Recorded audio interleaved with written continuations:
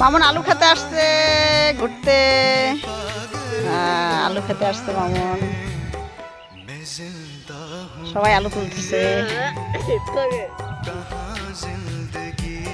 আলু তুলতেছে সবাই, দেখো।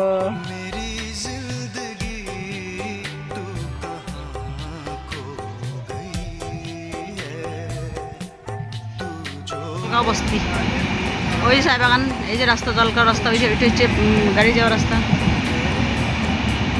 দলগাঁও বস্তি ঢুকে গেলাম আমরা।